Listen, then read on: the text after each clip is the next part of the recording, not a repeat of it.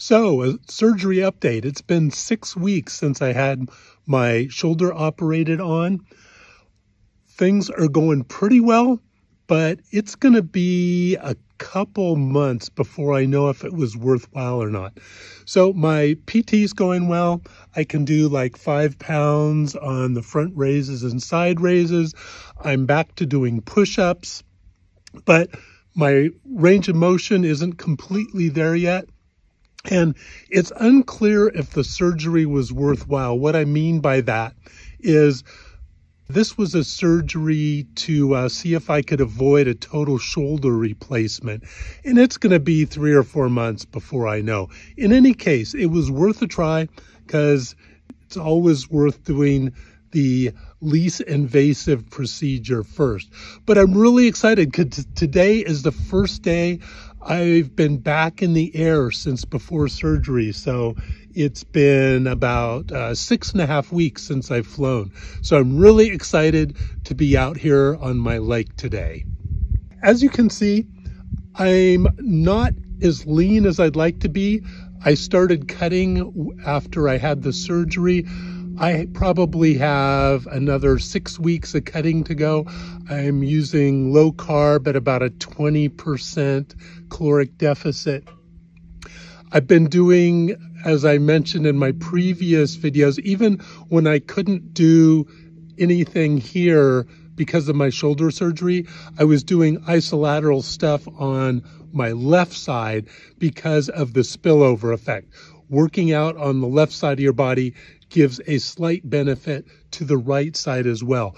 So I've been doing everything I can and it's paying off and it's an awesome day. So if you notice, you can see my scar here across the fold of the armpit. That's probably not going to go away. And you can see here I'm not as lean as I'd like to be. Take a look at the love handle area, but that's why I'm working on it.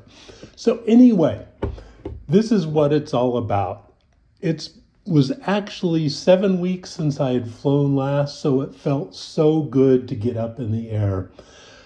It's really tough when you're flying to keep up your skills. It does not take long for them to atrophy. And I could tell I was rusty after just 7 weeks of not flying.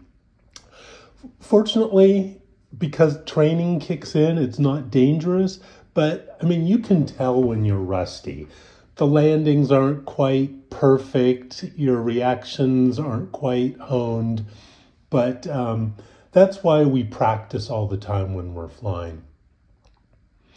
This is one of my favorite places to fly. This is the Salton Sea, and you might think that it's dangerous flying this low, but first of all, look at those tires.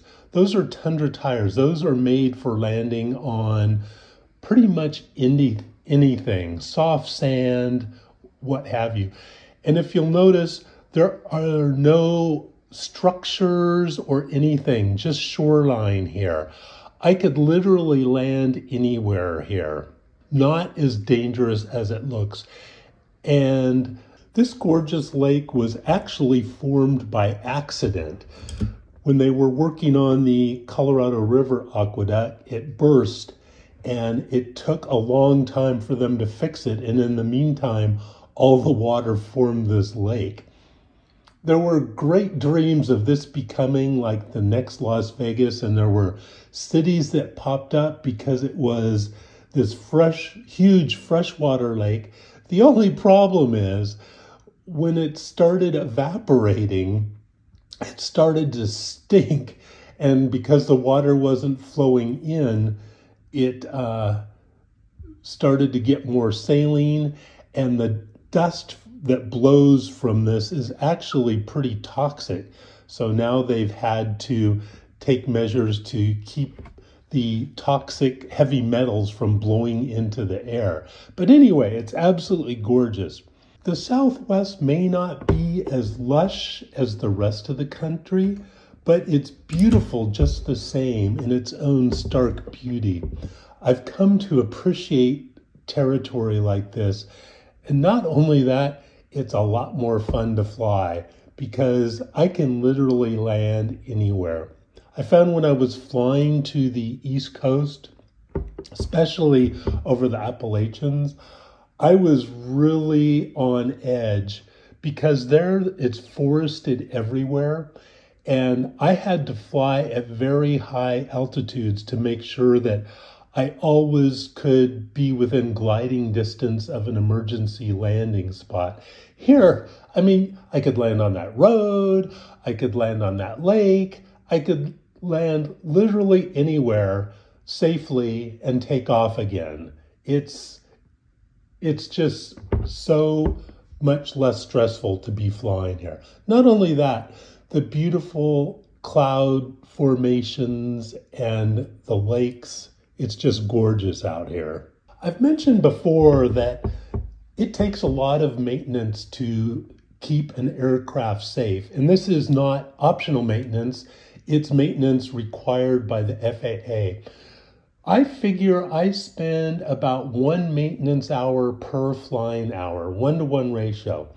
So I just completed my tour of the USA where I flew from California to Kitty Hawk, North Carolina and back. That was 80 hours. I just spent about 100 hours over the last 7 weeks working on Dottie, doing the annual inspection, doing the engine 400-hour work. And so it really is about 1-to-1 ratio. The thing is, I love doing it. I love working on the airplane. I love flying the airplane. So it's all win-win to me. And I have not mentioned this yet, but my second aircraft kit is actually on a truck heading to my hangar right now. It's going to take about a year to get all the parts of the kit, which is one of the reasons you buy kits, because it's so hard to source all the components. You're basically paying someone to get all these parts together for you. It's a real time saver. I will give an update on that later, but it is the RV-14 that I'm going to be building, if you want to Google that. Anyway, I'll just let you enjoy the rest of the scenery without me droning on and on and on. But I suppose I could find something to talk about. I am working on a video on buying crypto and how to do that safely.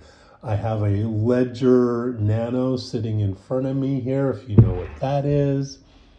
By the way, this is a lake where I do a lot of landings. This is, you got to be a little careful because when there's water in it, you don't want to land on. It's sometimes a little more difficult than you would think to tell if it's mud or if it's hard pack mud. And the difference could be thousands of dollars in trucking fees to truck your aircraft out, because even with these big tires, if I were to land in mud, I would get stuck. So there's techniques you use to make sure the surface is hard before you actually land. Many times it can take 3 or 4 passes before it's determined that it's safe to land. Anyway, I will be quiet now. I'm done droning on. Thanks for watching. Auf Wiedersehen.